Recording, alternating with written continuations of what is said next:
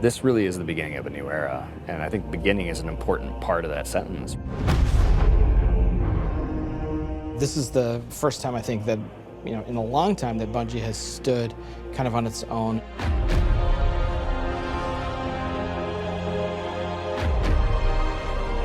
And we're self-publishing. It's a really big deal. There's a huge opportunity here for us to really make our own decisions. It's a turning point for us. We are in charge of our own destiny. It's empowering and terrifying at the same time. There are only two groups who are going to decide what happens to Destiny next: Bungie and the players who play Destiny.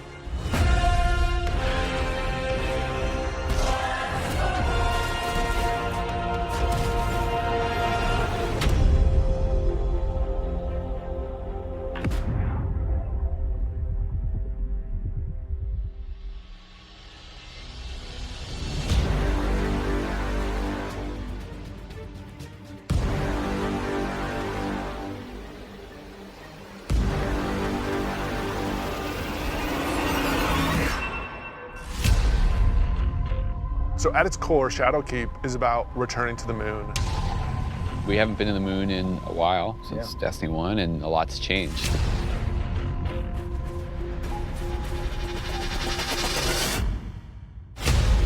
When you go back, it isn't exactly what you thought it was. There's like huge cracks ripped into it. There's a weird scarlet fortress. And so the context of the moon has been updated entirely. This isn't just about the hive anymore. It's about something else, something terrifying.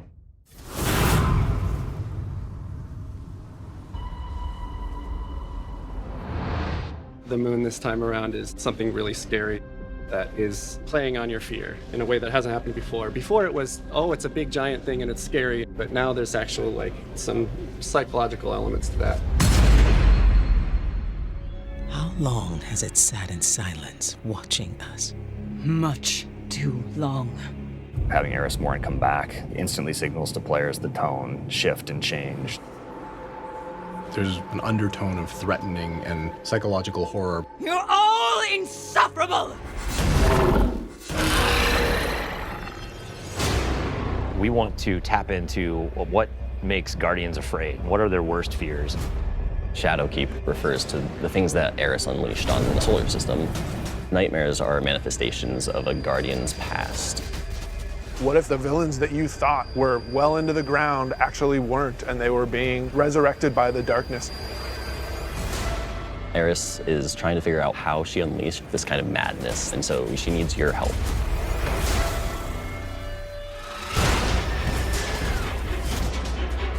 You can't just kill them and make them go away.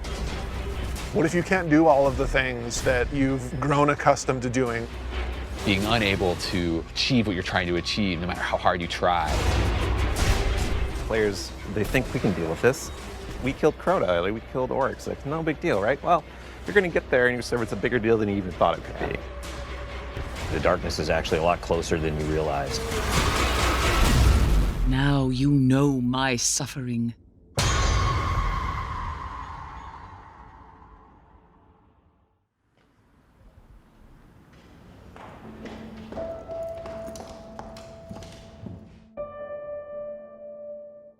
It's been a year, basically, of just a constant two-way dialogue with all of our passionate players. Under it or on the sides of it more? The number of green... That's really informed what it is that players want out of the Destiny game and how we're evolving, not just the story of the world, but what happens to you as a Guardian. Like the thing that's supposed to blow you back or whatever, it's related to acceleration. A bunch of the work that we're doing is about adding depth to the character sheet. The teams are thinking about how do we want to evolve armor, get more stats into the game, get more player customization. How can we get the depth of pursuit for how you want to play with this awesome character you've been building now for, some of us 5 years. And completely new ways of deepening the character RPG that we all know and love and want to be better.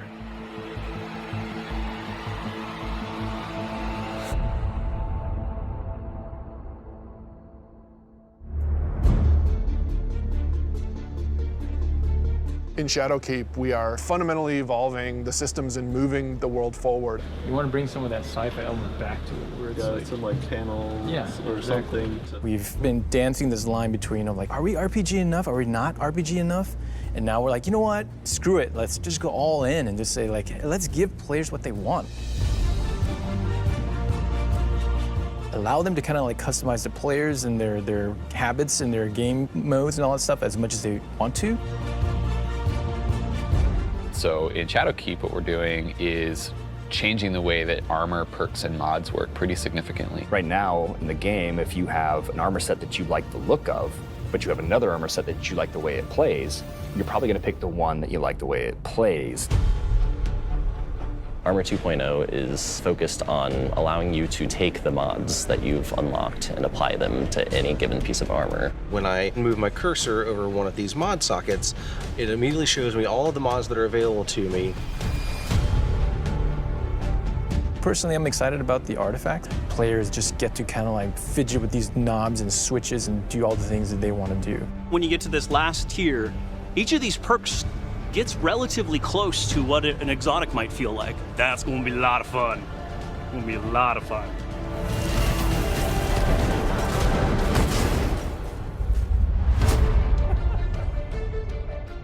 Finishing moves are a new thing for Shadowkeep. What's your favorite? I mean, there's some crazy ones. For the hunter, this awesome flourish where he actually does like spin in front of him, has 2 knives, and then just hits. I was like, what the heck? Like, what game is this? Yeah, Titan finisher. He jumps in the air, pulls back, looks at his fist, and It's kind of like the dunk. There's so many different ways to dunk. You can behind the back, 360, cartwheel, whatever.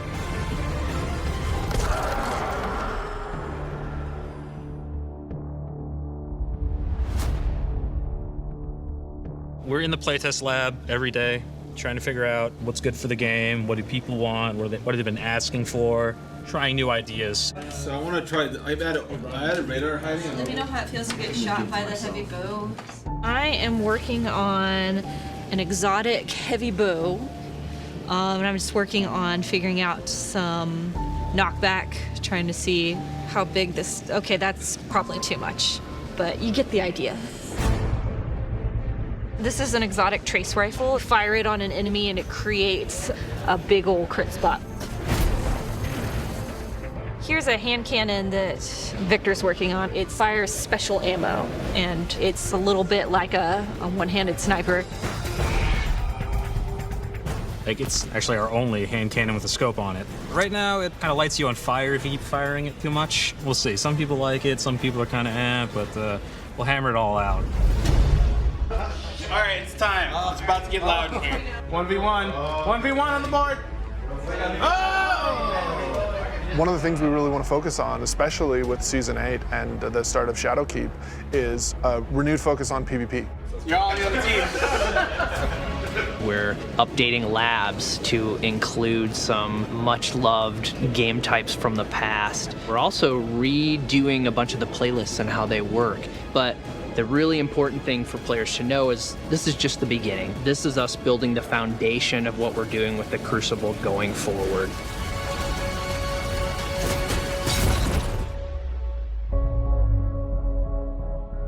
Previously, you would have a 20, 40, 60-hour climb before you could do what's considered in-game content.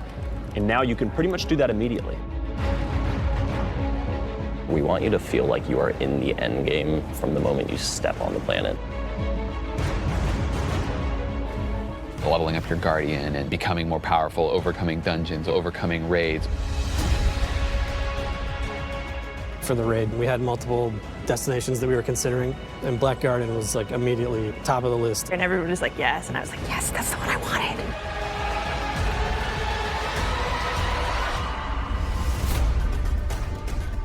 With Forsaken, we've started finding more ways for players to customize and personalize their character and differentiate themselves. Shadowkeep's going to push even further in that direction. The word, which is really guiding us in a bunch of ways, is depth. It's about experiential depth. When we look at how we're thinking about the next 3-5 years, it's really important to us. It's cool to have a game that you can invest in with your friends, tweak your monster killing machine and make it 2% better every weekend, doing different things and figuring out how to craft this perfect build that you feel like is your own. Like, that is cool. There's nothing nerdy about it. We're like happy to own that. We're gonna stand on that corner.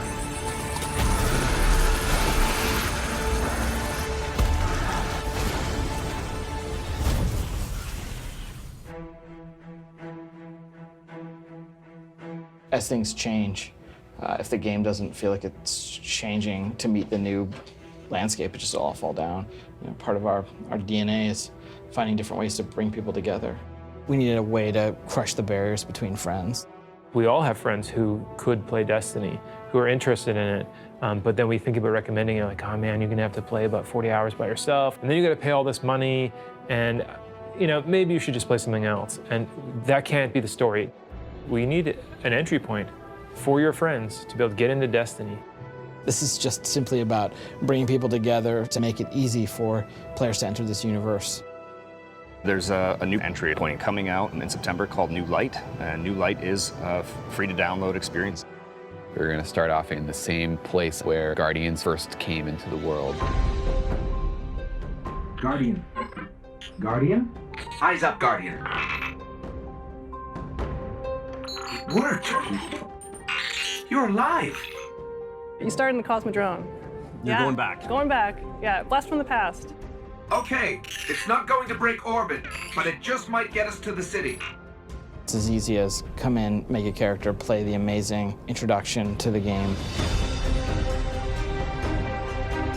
and then land in the tower. And then we'll set them loose to open up the world as they see fit. And have sort of an array of potential in front of you. You can just start playing the game and get into some of the same activities that your friends might be playing. The campaigns from D to Year 1, the Red War, Curse of Osiris, Warmind. Every world we have will be available for them to explore and to free roam and to do bounties on. Every cooperative strike, whether they're playing with friends or matchmaking, every competitive multiplayer map. The D2 Year 1 raids like Leviathan. Full access to Gambit, the hybrid mode that we have. All these things are available to them for nothing.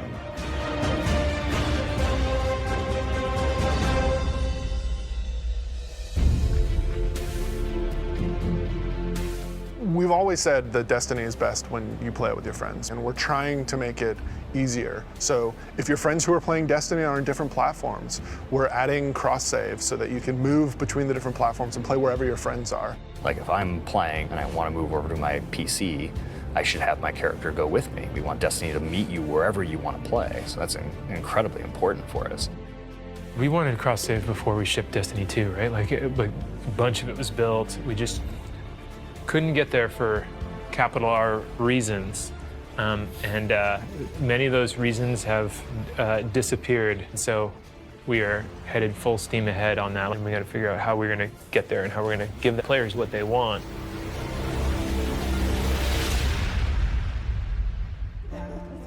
As culture as we can get. Thanks, buddy. Our original vision for Destiny was a world that would evolve and change. We're leaning really hard into that because we believe that's where the future of Destiny is. The long horizon for Destiny is to become an evolving world. You know, you're going to tune in to see what's going to happen next. We can completely build Destiny in the vision that we want it to be in. A vision that isn't dictated by a commercial model or a business plan, but our creative vision and what we want to do for our players and what they want us to do with Destiny. We feel like our work isn't done. We have a series of missions that we need to finish before I think we have Destiny in the place that it needs to be, and we're back to, I guess, finish the fight, so to speak.